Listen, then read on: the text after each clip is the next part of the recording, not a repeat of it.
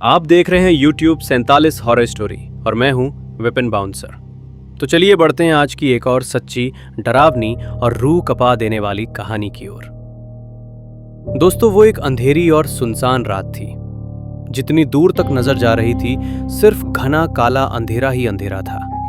उस वीरान NH52 पर मेरी ट्रक की हेडलाइट ही मेरा एकमात्र सहारा थी।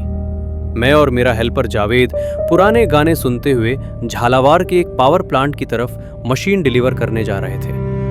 रात के करीब 2:30 बजे थे और मंजिल अभी भी लगभग 180 किलोमीटर दूर। लगातार 8 से 9 घंटे ट्रक चलाने के बाद थकान और नींद दोनों मुझ पर हावी होने लगे। तभी सड़क के किनारे मुझे एक छोटी सी चाय की टपरी दिखाई दी। मैंने तुरंत ट्रक साइड में लगाया और जावेद से कहा, 5-6 कप चाय पैक करा ला। जावेद जैसे ही नीचे उतरा, मैं ट्रक चालू छोड़कर पीछे की सीट पर लेट गया। करीब 10 से 15 मिनट बाद जावेद लौटा।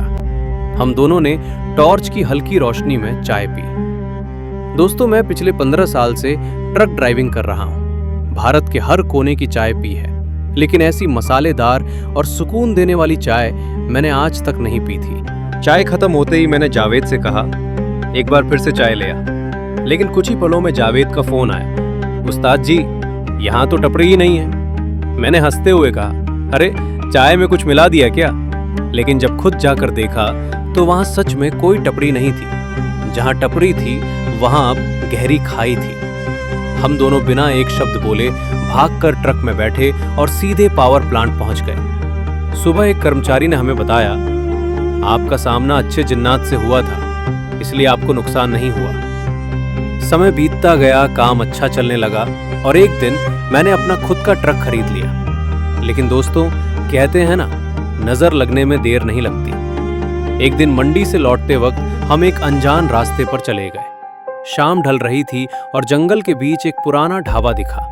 वहीं नहाने के लिए गया और जंगल में अजीब आवाजें सुनाई दी। उत्सुकता में मैं उस ओर बढ़ गया और अनजाने में मैं एक टोटके पर पैर रख बैठा। कीलों से भरा नींबू, खून की कुछ बूंदें, और वहीं से मेरी जिंदगी का अंधेरा शुरू हुआ। उसके बाद रास्ते घूमते रहने लगे, ढाबा बार बार सामने आने लगा और हमें समझ आ गया, हम किसी छलावे में फंस चुके हैं। आयतुल कुर्सी, दुआएं और अल्लाह की रहमत से हम वहां से निकल तो आए, लेकिन वो साया मेरे साथ चल पड़ा। ट्रक खराब होना, रात के सन्नाटे में एक औरत की आवाज, सफेद साड़ी में एक परछाई, वो सिर्फ दिखती नहीं थी, महसूस होती थी। धीरे धीरे डर मेरे अंदर बस गया। नींद उड़ गई, जिंदगी बोझ लगने लगी। कुछ पल ऐसे भी आए जब मुझे लगा मैं अब और सह नहीं पाऊंगा। लेकिन तभी मेरे दोस्त जावेद ने मुझे संभाला। जावेद मुझे अपने गांव ले गया।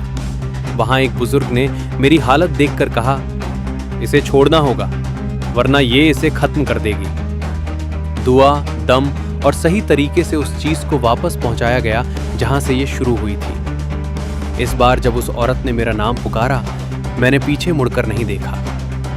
आज दोस्तों, मैं जिंदा हूं, मजबूत हूं, मेरे पास 4 ट्रक हैं और जावेद अब सिर्फ हेल्पर नहीं, मेरा बिजनेस पार्टनर है। तो दोस्तों, इस कहानी से बस यही सीख मिलती है, हर चमकती चीज सच नहीं होती और हर रास्ता सही नहीं होता। अगर आपको ये कहानी पसंद आई हो तो वीडियो को लाइक, शेयर और कमेंट जरूर करें। मैं हूं आपका दोस्त विपिन बाउंसर। जल्द मिलूंगा एक और सच्ची, डरावनी कहानी के साथ।